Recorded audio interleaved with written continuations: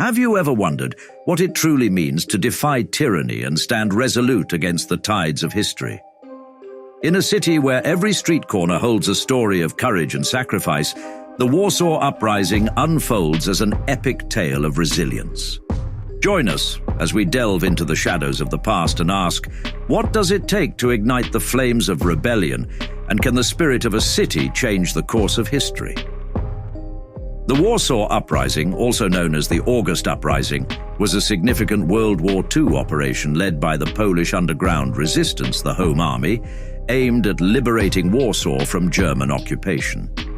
It took place during the summer of 1944 and lasted for 63 days, making it the largest military effort by any European resistance movement during World War II.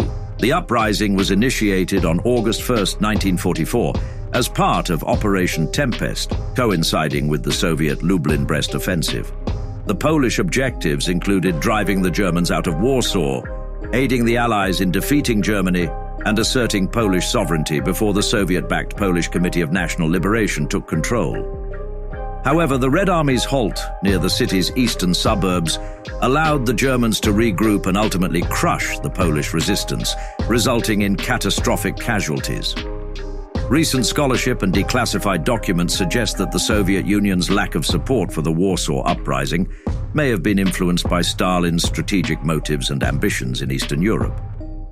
The event marked the beginning of the Cold War, exposing the contrasting desires for Western-style democracy in Poland and Stalin's aspirations for Sovietizing post-war Central and Eastern Europe.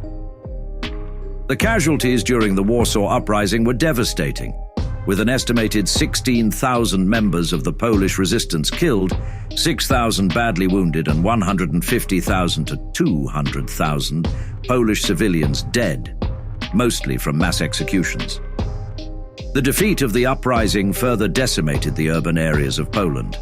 The background of the uprising is rooted in Poland's nearly 5 years of Nazi occupation, with the initial plan of the Home Army to link up with the Western Allies evolving as the Soviet Army's offensive took precedence.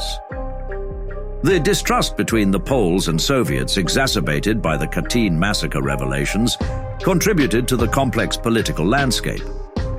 The Home Army's desire for a pro-Western capitalist Poland clashed with Stalin's intention to establish a pro-Soviet socialist Poland. The eve of the battle saw a critical decision point for the Poles as the Soviet offensive crossed the old Polish border. Faced with the dilemma of initiating the uprising without guaranteed Soviet support or risking Soviet propaganda portraying them negatively, the Home Army decided to launch Operation Tempest in Warsaw.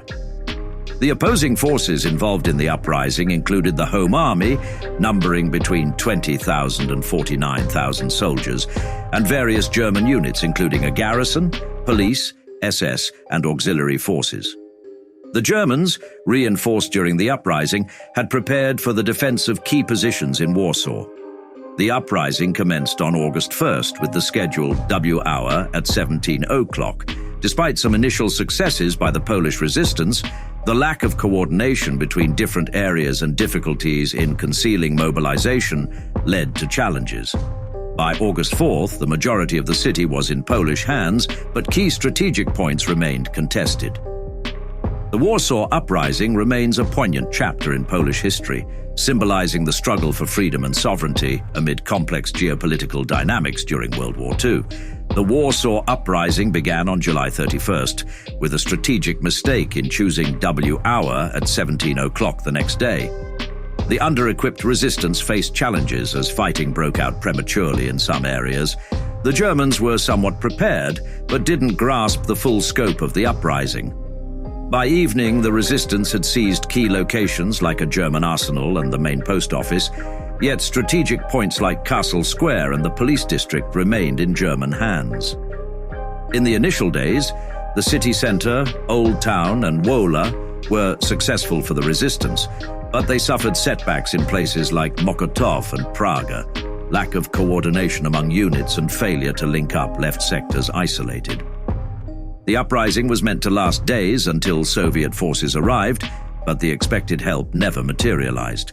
The first 4 days saw mixed results in different areas, with challenges in creating central strongholds and securing communication links.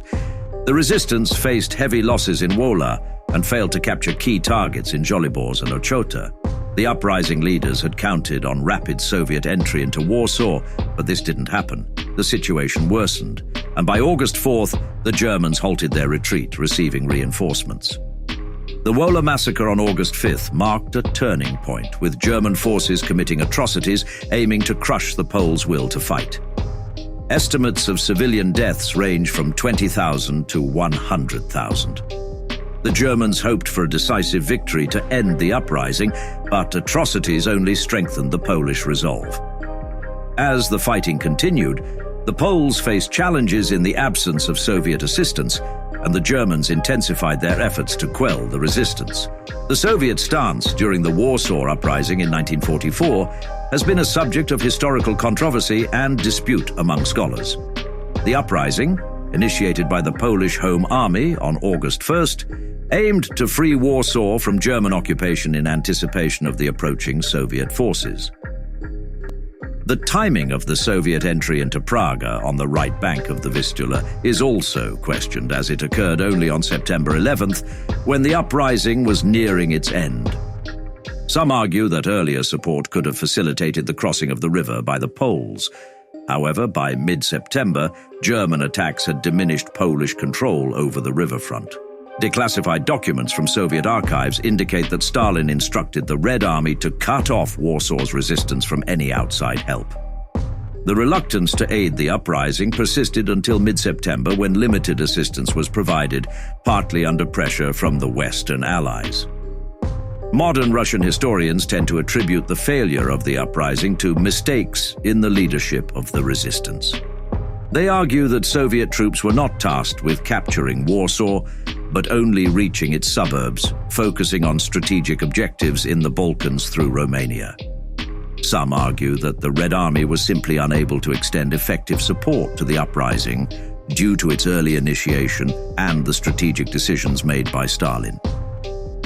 Military historian David Glantz suggests that Warsaw would have been a costly city to clear of Germans and an unsuitable starting point for subsequent Red Army offensives. The destruction of Warsaw following the uprising was deliberate and part of a pre-war plan by the Nazis.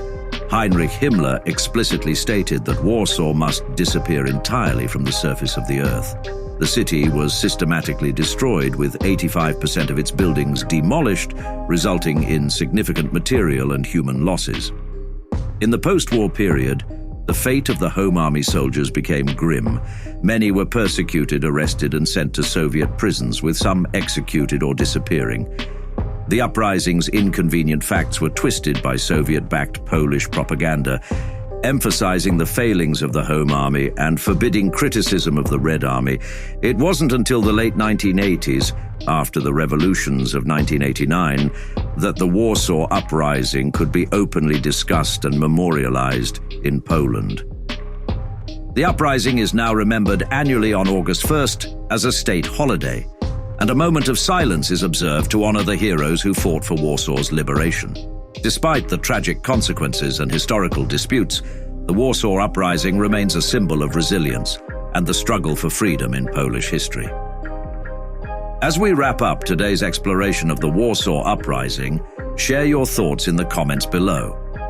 If you found this historical account compelling, give it a thumbs up, share it, and hit subscribe for more.